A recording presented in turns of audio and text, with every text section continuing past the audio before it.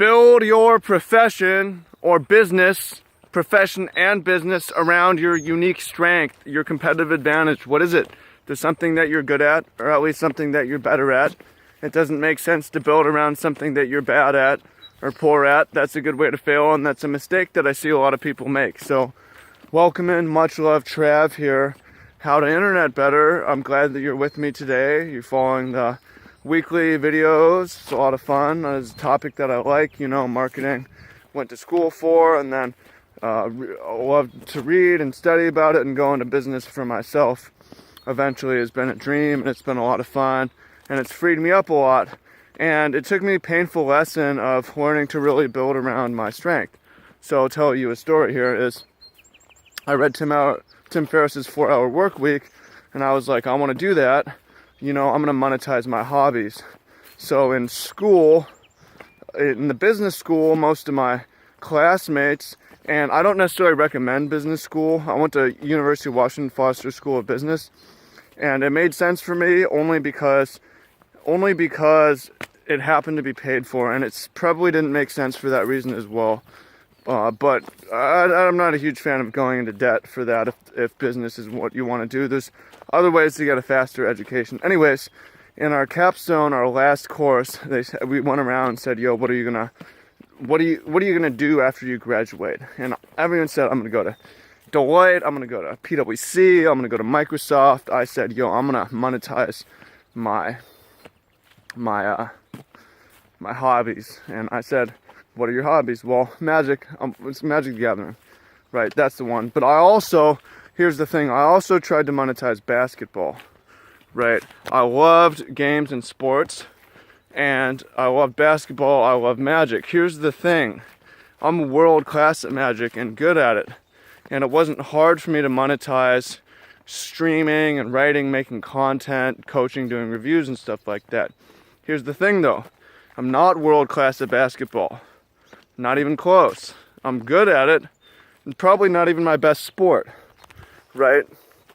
And guess what? Spent a lot of time on that channel and that community, and I still make money. I have some products on it, but it's fucking nothing, right? It's not money. It's not much. It was a really costly lesson in terms of time, that just because you like something doesn't mean, and you work hard on it, liking something and working hard on it, and being decent is not a recipe for success necessarily. You need to have a competitive advantage where you're actually above and beyond the pack, right? So you need to have a unique skill, a specific skill, and it should be marketable as well. Because another mistake with basketball is not understanding the market. It's like, yo, there's like 200 million basketball players. This could be great, right? Well, it's like, also the majority of those are kids who don't have any money, right? They're 14. They don't have real spending power. By the time anyone has real spending power, post-employment, it just doesn't matter as much because basketball is done. Competitive basketball is done, right? So that was pretty obvious. It should have been obvious to me. Didn't have a mentor to say, like, what are you doing? But the lesson for me is, focus around your strength. So I figured it out eventually, like, drop basketball and focus around Magic, because that's my competitive strength. I'm actually world class at that. Right. Although, and then you get to the point where it's like, hey, well, maybe you want more products, maybe you want to expand horizontally, because vertical expansion in Magic, the market is only so big. I'm interested in horizontally expanding into other niches and markets. What am I actually have a competitive advantage at? Well, perhaps it's fitness, and I think that that's one of the things. But there's also lifestyle, right? At this point, compared to my peer group, I'm living a lot better than most of my friends, even though many of my friends are making more money because they went into these PwC, Deloitte, Facebook consulting type jobs. But what they didn't do is start their own business around competitive strength, so they're stuck in some 9-to-5 shit.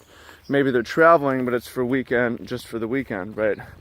They don't necessarily have control over their free time. So it's important that you, one, build around your strength, and Gary Vaynerchuk says this a lot, like, have some fucking self-awareness. I was not self-aware, right? I'm like, I'm good at basketball. No, You're not. You need to be world class, right? Or you should be. And that also means you need to double down on your strength, right? Like you need to get better. If you're good at singing, hire more singing coaches, like get even better, right? Whatever, there's got to be something that you're at least like decent at, and then try to get good at that. Although here's the thing, the more marketable that thing, the less good you have to be. For something like magic or basketball, it's not that marketable, so you need to be very fucking good, right?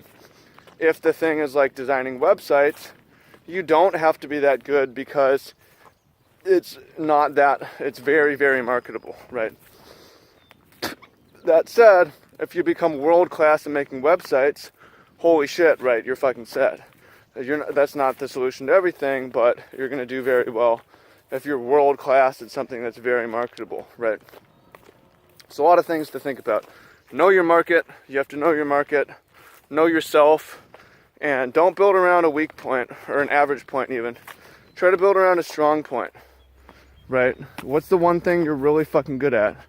So you leave a comment, what's the thing that you're the best at, that you have the potential to be the best at? Or what's the thing that's the most marketable that you're the best at, right? You have a marketable skill?